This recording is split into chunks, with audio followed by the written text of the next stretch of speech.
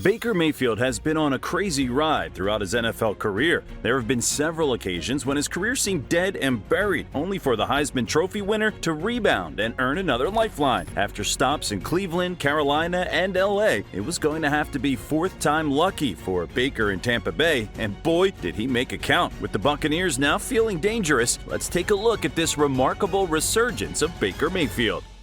When you consider that just over a year ago, at the beginning of the 2023 season, Baker Mayfield was in an open camp battle with Kyle Trask to be the starting quarterback of the Buccaneers, you realize just how much danger his career was truly in. He had been cut mid-season by the Carolina Panthers and hitched a ride with the LA Rams to finish the year. It showed immense resilience for him to keep plugging away to get where he is today, and to fully understand where he gets that from, we have to go back to his days in college. Despite having a stellar high school career, Baker Mayfield couldn't attract the eye of any major colleges. He did get some scholarship offers, but they all came from smaller schools, such as Florida Atlantic. The easy route would have been to take one of them and guarantee himself some football at the very least, but with some encouragement from his father, Baker decided that he was more ambitious than that. Instead of settling for a lower level of football, he decided to try his chances as a walk-on at Texas Tech. He decided to bet on himself, and that bet paid off big time. During his earliest days as a Red Raider, Baker managed to impress the coaching staff, so much so that when the team's starting quarterback Michael Brewer went down with an injury, they decided to make Baker Mayfield the starter for the season opener. It was a remarkable turnaround for Baker, who had gone from being the forgotten man to the first ever walk-on true freshman quarterback to start a Division I season opener in FBS history. It was a fantastic underdog story, for sure, but there was nothing in his play that suggested he didn't belong there. In his first ever game of college football, Baker passed for over 400 yards and 4 touchdowns against SMU. He was named the Big 12 Offensive Player of the Week, which was a remarkable feat, but he was only just getting started. This was no flash-in-the-pan performance, with Baker going on to turn out an impressive season stat line of 2,315 passing yards and 12 touchdowns from 7 games played. He led the team to a 7-2 record and,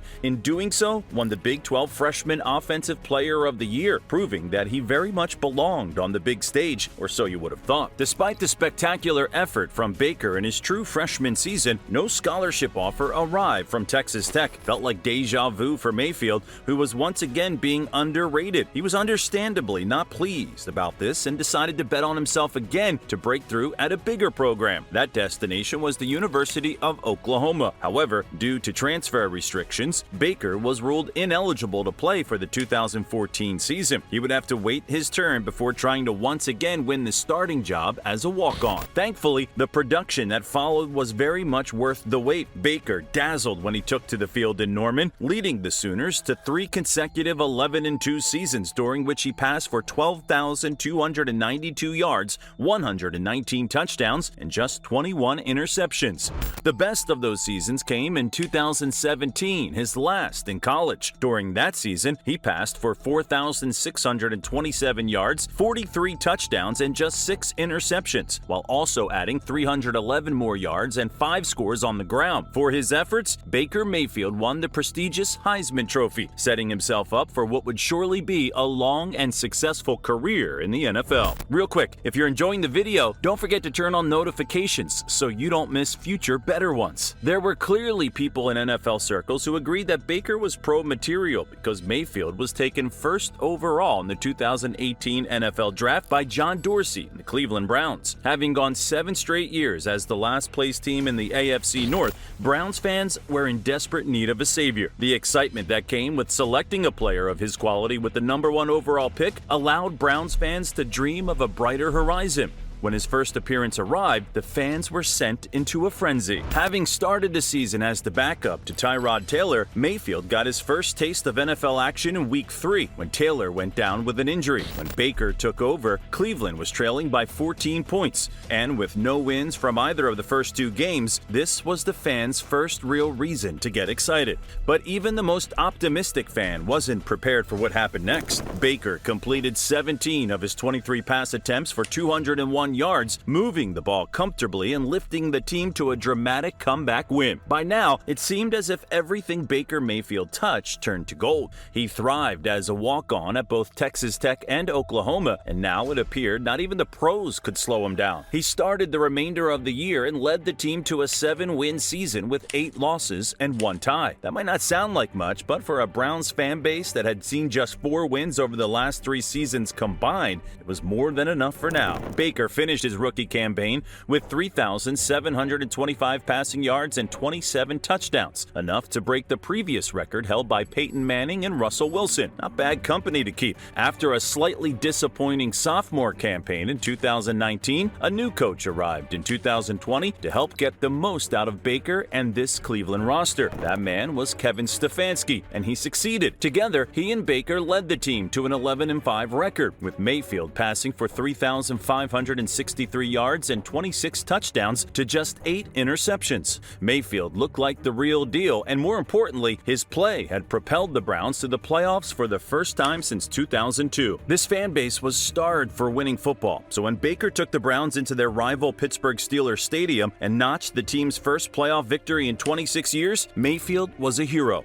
Many Cleveland fans hadn't even seen a playoff win in their lifetime, and Baker was the man to deliver it for them. Surely a deep playoff run and a Super Bowl appearance were right around the corner. Well, not quite. The Browns lost 1 week later to the Kansas City Chiefs in the divisional round, and the season that followed underwhelmed completely. Just 8 wins and another disappointing effort from Mayfield left fans confused and frustrated. Having watched Mayfield start for 4 years now, the front office made the decision that he was not their savior after all, and instead decided to send a boatload of draft picks and guaranteed cash to the Texans for controversial quarterback Deshaun Watson. What do you think, Browns fans? Do you miss Baker, or would you rather keep Deshaun Watson? At his request, Mayfield was traded to the Panthers soon after, but a dismal 1-5 record led to a humiliating mid-season release. In just under 2 years, Baker had gone from playoff hero to rock bottom, and it appeared that there was a very real chance his career was over. However, another opportunity arose with the LA Rams needing quarterback help. They claimed him off waivers and brought him in just 2 freaking days before a regular season game against the Las Vegas Raiders, Josh McDaniels' Raiders to be exact. With Baker having such a short amount of time to learn the playbook, Baker started the game as the backup, but after just a quarter of disappointing play from John Wolford, Mayfield found himself back on the field. At the time, the Rams had just lost 6 games in a row, and with only 1 minute and 45 seconds left on the clock and a 6-point deficit, another loss seemed to be on the way. As it turned out, this was the perfect platform for Baker Mayfield's heroics as he marched the team 98 yards up the field and threw the winning touchdown.